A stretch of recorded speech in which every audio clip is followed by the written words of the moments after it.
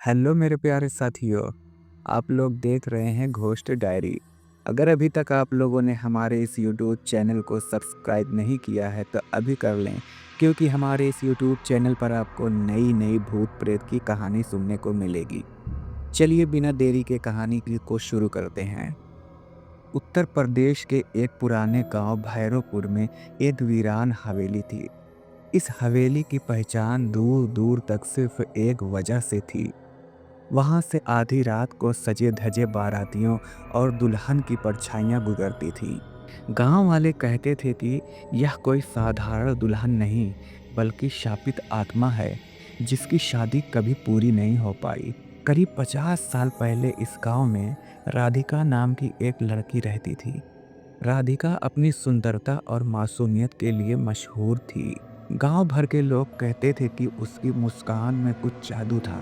उसकी शादी गांव के ही एक पढ़े लिखे नौजवान अर्जुन से तय हो गई थी। शादी का दिन आया।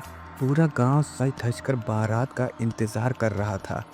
ढोल नगाड़ों की आवाज, औरतों के गीत और महकते पकवानों की खुशबू हवेली तक गूंज रही थी। लेकिन जब रात के 12 बजे बारात हवेली के दरवाजे पर पहुंची, तभी अचानक आंधी तूफान उठ गया। लोग कहते हैं उस रात आसमान बिल्कुल काला हो गया था, जैसे कोई अशुभ साया मंडरा रहा हो। राधिका के कमरे से अचानक चीखें सुनाई दी। लोग दौड़े तो देखा दुल्हन खून से लथपथ फर्श पर पड़ी थी। उसकी गर्दन कटी हुई थी। कहानी यह भी थी कि दूल्हे अर्जुन को उसी रात रहस्यमयी ढंग से गायब होते देखा गया था। किसी को आज तक पता नहीं चला कि दुल्हन की मौत किसने की थी और दूल्हा कहाँ गया। उस घटना के बाद से हर साल उसी रात आधी रात को उसी रास्ते पर एक भूतिया बारात निकलती है। घोड़े, ढोल, शहनाई की आवाज और लाल जोड़े में राधिका की परछाई, सब कुछ वैसे ही नजर आता है जैसे उस रात हुआ था। लेकिन जो भी उस बारात को देखने की कोशिश करता है, वो अगले दिन जिंदा नहीं बचता।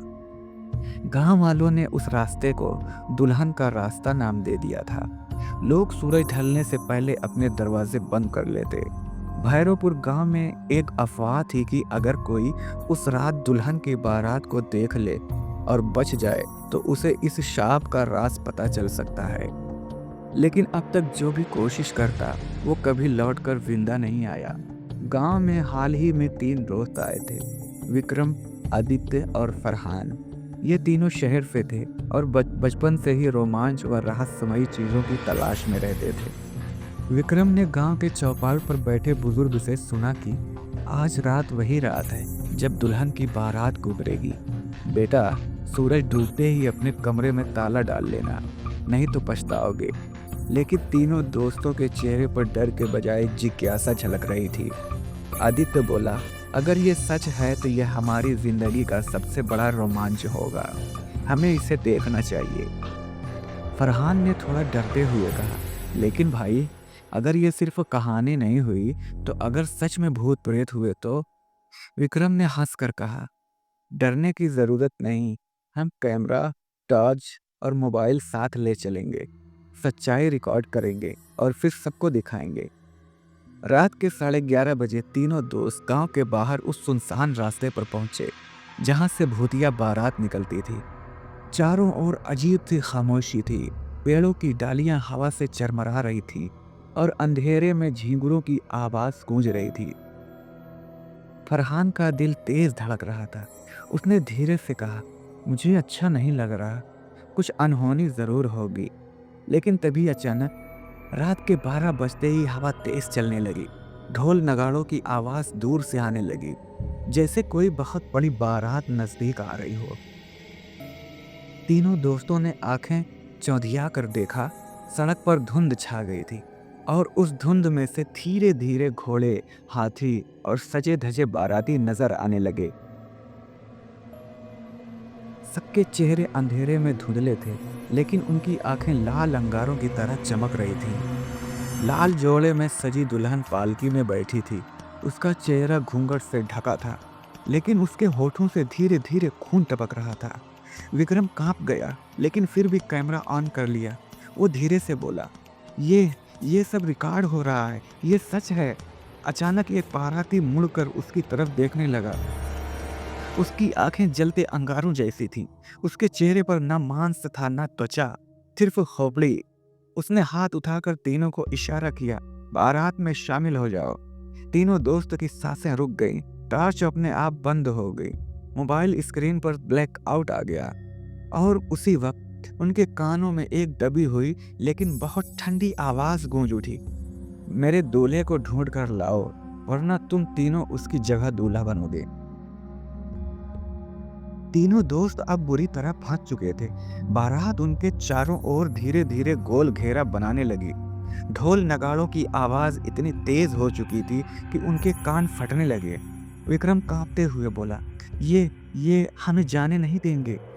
आदित्य ने तुरंत चिल्लाया,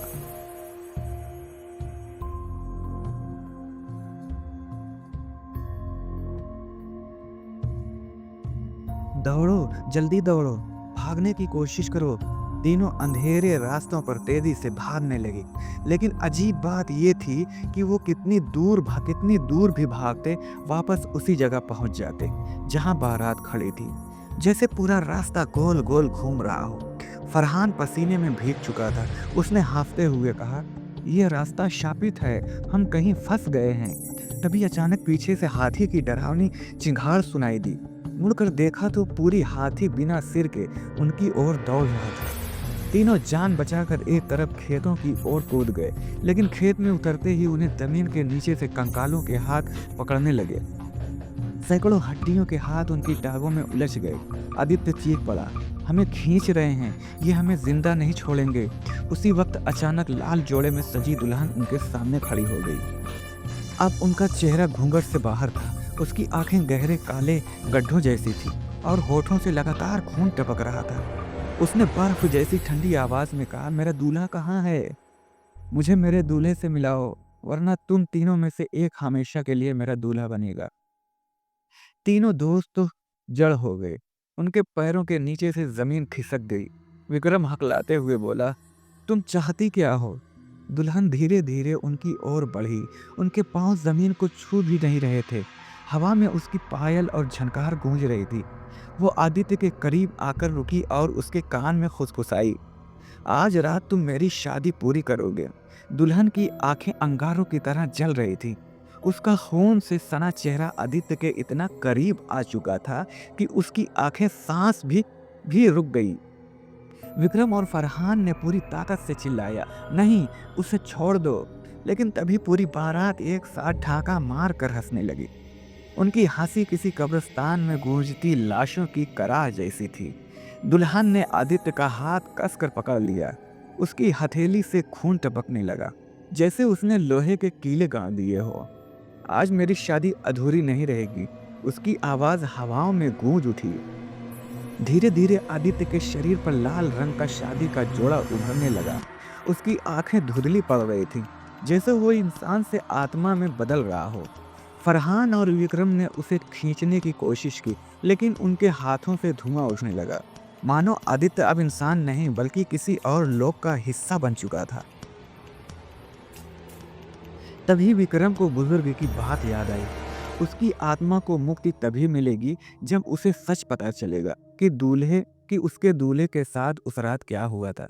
विक्रम ने हिम्मत जुटाकर चिल्लाया, राधिका, तुम्हारा दूल्हा अर्जुन मरा नहीं, मारा गया था। उसे तुम्हारे ही परिवार ने छिपा दिया था।